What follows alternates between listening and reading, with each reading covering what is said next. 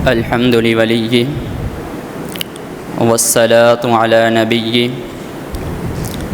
وعلى آله وأصحابه المتأدبين بآدابه. أما بعد فأعوذ بالله من الشيطان الرجيم. بسم الله الرحمن الرحيم. وأما بنعمة ربك فحدث.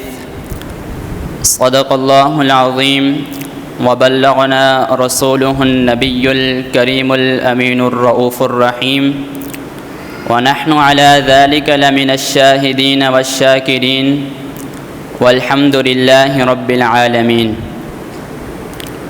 حمد و ثنا کے بعد اس بندہ ناچیز کو جس عظیم موضوع سخن پر لب کشائی کرنے کا موقع ملا ہے، اس کا عنوان سخن ہے 12 ربیع الاول کی اہمیت اور مسلمانوں کی ذمہ داریاں. سامعین عزیز وقار، 12 ربیع الاول کا دن ہی کیا آتا ہے، ہر طرف بہار ہی بہار پھیل جاتی ہے. بچہ ہو یا جوان، ہر حقیقی مسلمان گویا دل کی زبان سے وہ کہہ اٹھتا ہے، نثار تیری چہل پہل پر ہزاروں عید ربیع الاول. نثار تیری چہل پہل پر ہزاروں عید ربیع الاول، سوائے ابلیس کے جہاں میں سبھی تو خوشیاں منا رہے ہیں.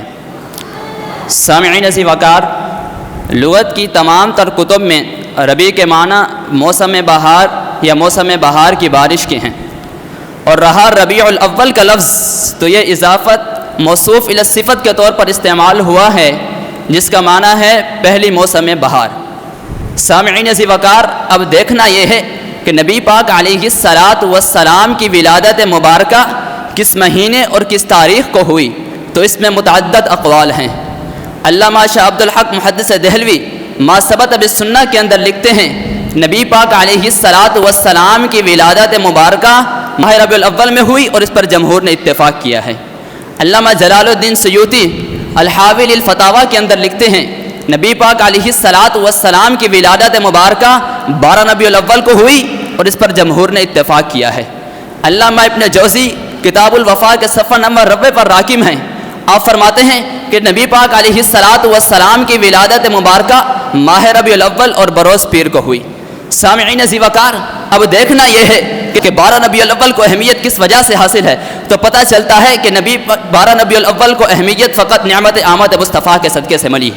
ساری بہاریں آپ کے دم قدم سے ہیں، حتیٰ کہ شاہ عبد الحق محدث دہلوی ما ثبت بالسنہ کے اندر لکھتے ہیں کہ شب ولادت شب قدر سے افضل ہے. سامعین عزیز وقار، 12 ربیع الاول کا دن وہ دن ہے کہ جس دن نبی پاک علیہ الصلاۃ والسلام کی آمد کی وجہ سے فاران کی چوٹیوں سے رحمت کی وہ گھنگھور گھٹا اٹھی کہ جس کا ہر قطرہ بہار آفری اور جس کا ہر چھیٹا فردوس بدعما تھا. یہ گھٹا برسی اور خوب دل کھول کر برسی، یہاں تک کہ گلزار عالم میں پھر اثار حیات نمودار ہونے لگے. انسانیت کے پرمسرت چہرے پر شباب و قوت کی سرمستیاں ظہور پذیر ہونے لگی. توہمات اور عقائد باطلہ کے قفس کی تیلیاں ایک ایک کر کے ٹوٹنے لگی. ہمارے بشریت کو پیغام حق کی مقدس و متحرف ہاتھوں سے پھر دعوت پرواز آنے لگی. سامعین عزیز وقار، جب بھی یوم 12 ربیع الاول اپنی تمام تر برکتوں، رحمتوں اور سعادتوں کے ساتھ اہل ایمان کے مابین جلوہ گر ہوتا ہے، تو ان کے قلوب میں بے پناہ خوشرت اتر آتی ہے. ان کی لبوں سے انتہائی ذوق و شوق اور سرشاری کے ساتھ توحید و رسالت کے نغمے پھوٹنے لگتے ہیں، اور وہ رب کریم کے اس احسان عظیم کا شکر بجا لاتے ہوئے اس کی بارگاہ میں سر بسجود نظر آتے ہیں. سامعین عزیز وقار، حضور علیہ الصلاۃ والسلام کی آمد سے قبل خزاں رسیدہ گلشن ہستی افسردگی سے دوچار تھی. ہر طرف کفر، شرک اور معصیت کی ہولناک تاریکیاں چھائی ہوئی تھی، مگر کائنات میں فخر موجودات کے جلوہ افروز ہونے سے قبل ہی بہار کی ہوائیں چلنے لگی. حضور علیہ الصلاۃ والسلام کے جلوہ افروز ہونے سے ہمیں توحید کا وہ نور نصیب ہوا کہ جس کی وجہ سے ایمان کا اجالا کریا بکریا اور کو بکو پھیلتا چلا گیا. خوش نصیب نفوس کو خالق لم یزل کی بندگی، رسول اللہ صلی اللہ علیہ وسلم کی غلامی، ایمان کی حلاوت اور دارین کی سعادت ملی. سامعین عزیز وقار، علامہ ابن حجاج 12 ربیع الاول کی اہمیت کے حوالے سے ایک ایمان افروز نکتہ بیان فرماتے ہیں. آپ فرماتے ہیں، اگر یہ سوال کیا جائے کہ نبی پاک علیہ الصلاۃ والسلام کی ولادت مبارکہ 12 ربیع الاول اور بروز پیر ہی کو کیوں ہوئی، ماہ رمضان میں کیوں نہ ہوئی کہ جس میں خالق لم یزل نے قرآن پاک اتارا، لیلۃ القدر میں کیوں نہ ہوئی کہ جس کے بارے میں خالق لم یزل نے ارشاد فرمایا لیلۃ القدر خیر من الف شہر، دیگر مقدس مہینوں میں کیوں نہ ہوئی، صرف ماہ ربیع الاول اور بروز پیر کو کیوں ہوئی؟ تو آپ اس کا جواب چار طرق سے بیان فرماتے ہیں نمبر 1 کہ ربیع کے معنی موسم بہار کے ہیں، اور اس میں اشارہ ہے کہ انسانیت کا گلشن جو صدیوں سے آباد تھا اس میں بہار تو تھی لیکن بہار کامل اس وقت آئی جب آمنہ کا لال دنیا میں تشریف لایا۔ اور نمبر 2 فصل ربیع تمام فصول سے افضل ہوتی ہے، اسی طرح آپ کی شریعت بھی تمام شریعتوں سے افضل ہے۔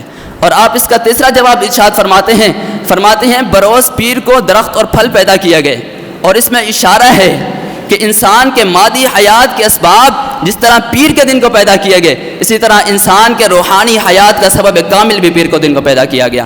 اور آپ کس کا چوتھا اور آخری جواب ارشاد فرماتے ہیں اگر خالق لم یزل آپ کو رمضان میں پیدا فرماتا یا دیگر مقدس مہینوں میں پیدا فرماتا، شب جمعہ میں پیدا فرماتا، جمعہ والے دن پیدا فرماتا، تو لوگ یہ کہتے کہ ان کی اہمیت اور فضیلت کی وجہ سے آپ کو فضیلت ملی، اور جب آپ کو خالق لم یزل نے 12 ربیع الاول اور بروز پیر کو پیدا فرمایا تو اس تاریخ اور اس دن کو آپ کی وجہ سے فضیلت و اہمیت ملی۔ اور یہ بات اظہر من الشمس ہے کہ آپ کسی سے فضیلت نہیں پاتے بلکہ کائنات میں جو بھی فضیلت پاتا ہے وہ آپ سے فضیلت پاتا ہے۔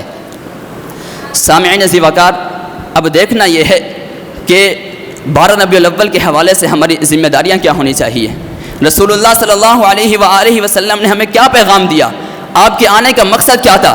کیا ہم فقط جھنڈے اور جھنڈیاں لہرا کر اپنی ذمہ داریوں سے بری و ذمہ ہو سکتے ہیں؟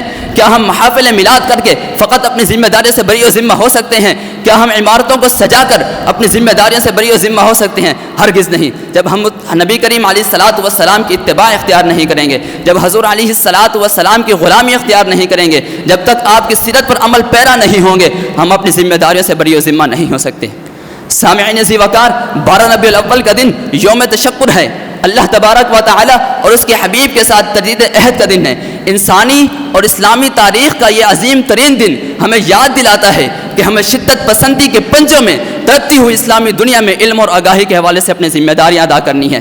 میلاد اور یوم میلاد النبی صلی اللہ علیہ وآلہ وسلم کے حوالے زمانہ سے نابلد اور محدود سوچ کے حامل لوگوں کے سبب اسلام پر لگنے والے شدت پسندی کے الزامات کے ازالے کے لیے ہمیں جھنجھوڑتا ہے کہ نہ صرف اسلامی دنیا بلکہ انسانیت کے لیے رحمت دو عالم صلی اللہ علیہ وآلہ وسلم کی امن، رواداری، شجاعت اور بہادری پر مشتمل تعلیمات کو فروغ دیا جائے۔ سامعین ذی وقار، اگر آج بھی صحابہ کرام، تابعین اور تبع تابعین کے نقش قدم پر چلتے ہوئے نہایت ذمہ داری کے ساتھ، حکمت اور دانش کے ساتھ مقام مصطفیٰ کے پرچم کو لہرا کر رکھیں تو ہم پر مسلط ہمہ جہت زوال ختم ہوگا، اور ایک مرتبہ پھر اسلام اور مسلمانان عالم اوج ثریا کے بلندیوں پر فائز ہوں گے۔ میں اپنی تقریر کا اختتام انہی جملوں پر کروں گا، ما علینا الا البلاغ المبین۔